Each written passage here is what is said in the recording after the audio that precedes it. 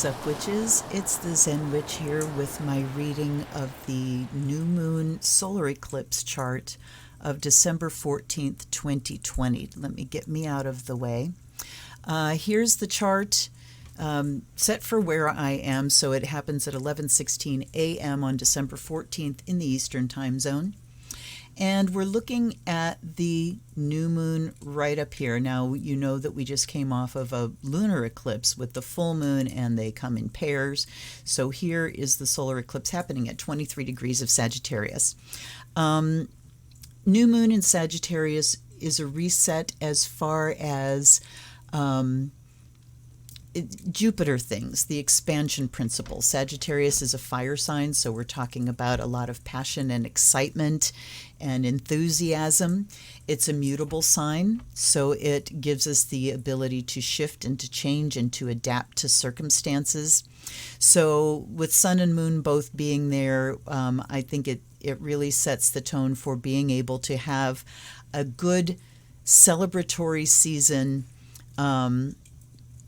in a way that makes sense, to be able to adapt your celebration, to adapt your plans, to change and flex with the changing landscape and still go at it with a will to celebrate and to have fun. Sagittarians are about having fun, right? And the Sagittarius season is holiday season, moving up to, of course, it moves into Capricorn. Sun moves into Capricorn in time for the holiday, right on the holiday if you're a pagan.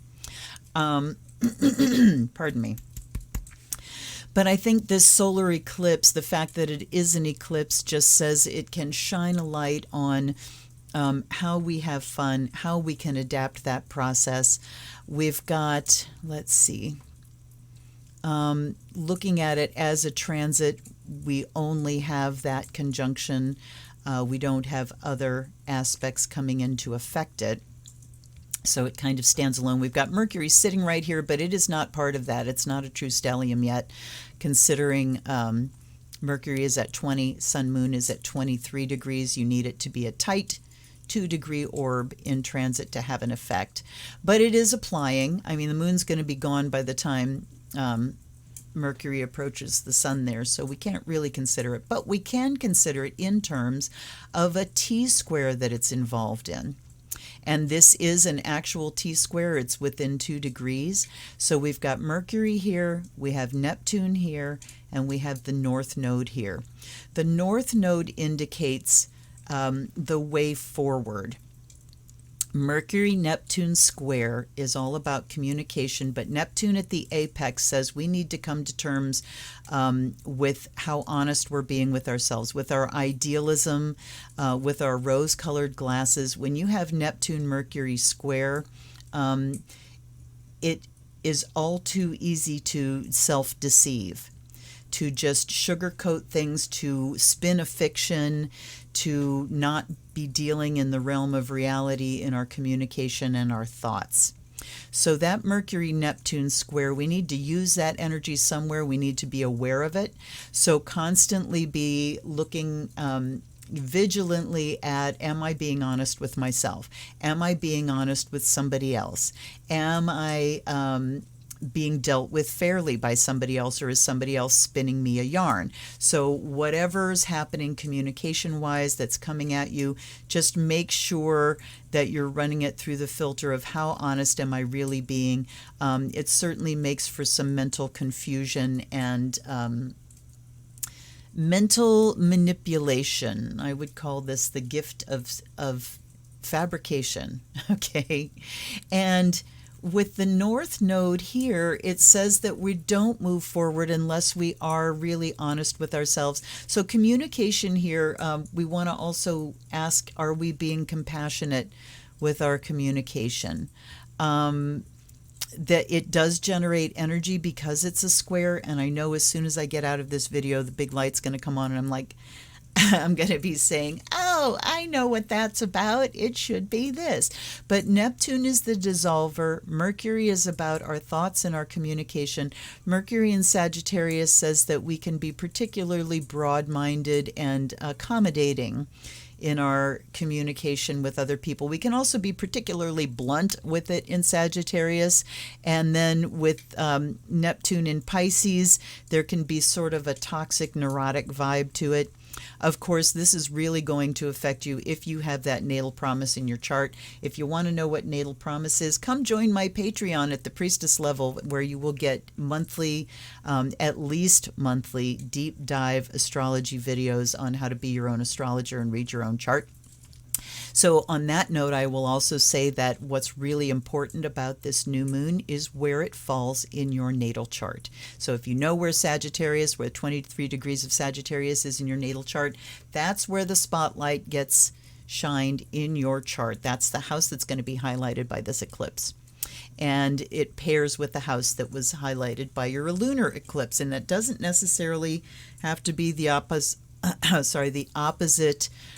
house from this, because that was 2 weeks ago and the sun has moved on by 14 degrees. Okay, so that could be an entirely different house. It doesn't necessarily mean it's the pair of opposing houses where those eclipses go off. So again, knowing your natal chart is the key to knowing how any of these transits are going to affect you.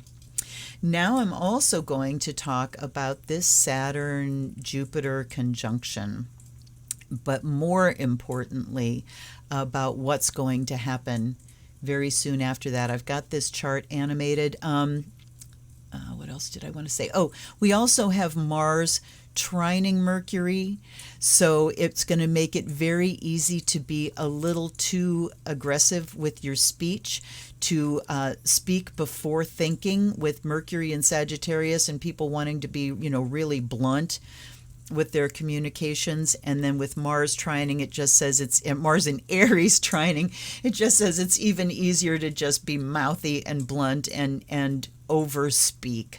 So we want to really, and with Neptune squaring that, it's just going to be unthinkingly. When we're not thinking, we're going to say things the wrong way, and it could be very upsetting to people. So just be careful with your communication. Be careful, be thoughtful, pause for a moment and think. One way that you can use this Neptune-Mercury square is by writing some poetry, doing some creative writing. Write something beautiful. Inspiration is abundant there. It might make a need in you to communicate in some way, to put something down in words.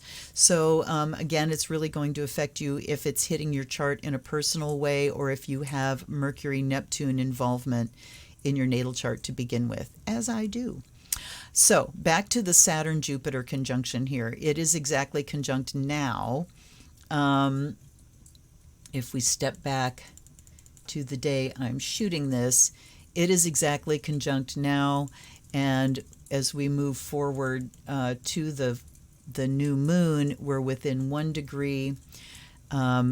Pluto is no longer involved. So we're moving from when it was a stellium of all three of those things, and we had the structure of our government and things being very heavy-handed and domineering and extreme and life or death. As we went into this pandemic, we had this incredible stellium going on. Well, Pluto has now dropped out of that picture as Saturn and Jupiter have gone direct and moved on. We also have only one planet still retrograde here, which is Uranus. So all energies right now, except for that one, are moving forward. And we see now, from the chaos and the standstill that we've been in, at least as far as the government goes, things are moving forward. We are progressing from the mess of the election that we've been through. We're not out of it yet, but we are progressing forward. Saturn in this conjunction is the stronger placed planet because it is in its own sign. And Jupiter, let me take a look at something real freaking quick here. Which book to grab? All right. I'm grabbing for planetary powers because I don't remember off the top of my head where Jupiter is exalted. And, okay, it is exalted in Cancer, which means that it falls in Capricorn. That's what I was suspecting. So Jupiter is in its weakest position here Capricorn is in dignity, so it is in its next to strongest position. So Saturn certainly predominates here. So we are talking about sort of Saturn being, or Jupiter sort of modifying the Saturn energy. So Saturn here is all about the structure of things, about tradition, dogma, authority, achievement, and how things are structured. And the tendency is to keep things traditional and the way they are. Jupiter moves in here and just says that it's time to kind of expand that idea of what that means.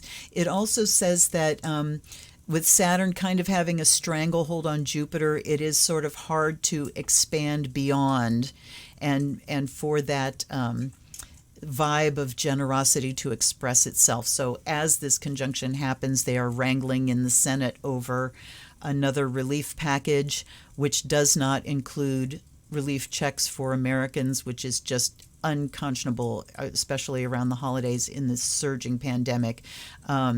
So we see the Scrooge energy predominating here. Scrooge is predominating. The idea of generosity, which they're talking about, is kind of in a stranglehold. You know, as always, the GOP is controlling the Senate and is keeping things as bogged down as they possibly can and not willing to benefit ordinary Americans until they know they themselves are going to be benefited. That's pretty adequately illustrated right there, I would say. We have Venus sextiling from Scorpio. That can kind of bring an opportunity for something a little gentler to come in, you know, for values to come in, but it's in Scorpio, so it's going to be extreme. It's going to be black or white, one way or the other. And is that really helpful? You know, we're going to get black and white values here and not a lot of, that tells me not a lot of, what's the word I want, compromise happening there as far as money goes. Venus representing money, the opportunity for money coming forth, but Venus being ruled by Pluto says it's going to be one way or the other and not much compromising going on in between. Now, the thing that I really want to talk about here is keep an eye on Saturn as I tick forward. Tick, tick, tick. Whoops, missed it. There we go. I'm going to go backward now by hours because I want to find, I could do this an easier way, but I'm not going to. All right, tick, tick. There we go. Tick, tick, by hours, tick. Now we're going to go backward by minutes because I want the exact minute that this is happening. Now you see the laborious way that I do this. I could just go into my program and say, show me the minute that Saturn ingresses into Aquarius. But where's the fun in that? Okay, so here is the exact moment, December 17th at 4:25 a.m. Eastern Time, where Saturn moves out of out of Capricorn and into Aquarius. This is where we might see something actually happening, something changing. Saturn going out of its own sign, which really tends to, let's keep things the way we've always done them. It tends to the traditional and the dogmatic and the past and keeping things the same, goes into the sign of blow it up and start again. So here's where we could see a major shift, and for the good or the bad, we have to wait and see. Nobody knows. We still are going to have the Saturn-Jupiter conjunction here, with Jupiter still being in Capricorn. Let's look at when, let's go by hours and see if we can see when Jupiter hits Aquarius. It's hard to keep an eye on it as I'm going around the chart here. Clicky, clicky, isn't this fun? Almost there, almost there, almost there. Okay. Oh, and we have a visitor. Hi, Pi. Hi, Pie. Hours, all right. And let's go back by minutes to find this exact moment, just because why not? And it could be the full hour, so bear with me. This is like astrological wankery here. But there we go. All right. Boom. And just for fun, there's a pie saying hi. You get to see his butt. There's Pie's butt. Here. Say hi. Say hi in the middle of the screen. Look up. Up here. Bye-bye. There he is. Okay. Just a little treat for you there. Hi. Okay. Gotta kiss the cat.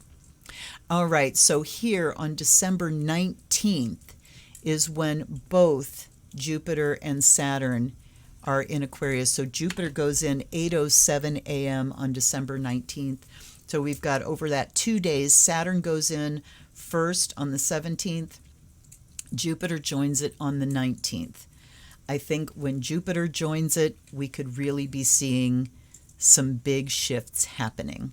So your astrologer who does not predict the future is saying, watch the window between the 17th and the 19th, particularly after the morning of the 19th, for some big shifts to happen as far as what's going on in the government, the release of funds to Americans, the relief package that they're working on. All right. And on that day as well, the moon hits Pisces, the sign that my moon is in. So we can bring a real compassionate vibe in there as well. It will have gone through Capricorn at that time and hit in Pisces. So, neither here nor there. But the big thing is that Jupiter-Saturn conjunction being in Aquarius, being ruled by Uranus in Taurus. So we have to see something practical happening. We have to see something innovative happening. We have to see something rebellious happening. We could see something where things just kind of go haywire. We just don't know how that's going to play out. But we will certainly be watching it. So for that new moon eclipse energy, let's go back to the new moon eclipse and talk about starting off by thinking, if you want to do spell work, make it focus on adapting in the name of fun and celebration. How can we increase our joy? How can we party and celebrate with each other safely? And I will say we went on a little Christmas light drive last night, and we went through this one neighborhood, and there were cars like behind us, and we were doing cul-de-sacs, and these cars are doing it. And it's like, oh, you think they're doing the same thing we're doing? Well, they weren't. They were not looking at Christmas lights. They were, in fact, looking for a place to park for a massive Christmas party. And I said to my husband, I'm just imagining how they're going to feel when they start hearing about who got sick. And if you are struggling with, do we get together or not, ask yourself, how would you feel afterwards when you found out here's who got sick? And it was my fault. And maybe if that person was you. So which mistake would you rather make? Stay home. Don't get sick. Be kind. Find a new way to do things. We can do this, you guys. We really can. Okay, I hope you got something out of that. Please drop questions below if you have them. Again, thank you to my patrons. If you would like to get early access to these videos by a whole week to plan your ritual activities, please join my Patreon at the initiate level, which is only $3 a month. If you want deep dive astrology videos that are going to teach you how to be your own astrologer and how to read your own natal chart, join me at the priestess level, only $9 a month. If you join at the goddess level, you get a personal 20-minute FaceTime with me or Zoom call with me every single month, which you can use any way you want. You can ask me any questions you want about astrology, tarot, craft, ritual, or you can have a reading. Whatever you want, you can do with that 20 minutes. I really appreciate you being here. If you'd like to just donate to the work that I do, I can't tell you how much I appreciate it. This is actually my job. It doesn't really make me any money, but it's my job. And if you donate, I will bless you forever. You can also send me a gift deck. There's my wish list below. I appreciate that as well. And you'll get a reading out of that on my unboxing, as you know. So thank you for sticking with me. I wish you the best of holidays. You will be getting a new moon video. If you're a patron, you'll be getting it before Christmas. If you're not a patron, you'll get it probably on the 28th, right before the full moon. So take care, everybody. Please stay safe. Don't take chances. Wear your masks. Wash your hands. Be a good citizen. Be a good spiritual citizen. Be a good citizen of the planet and of the United States and of your town.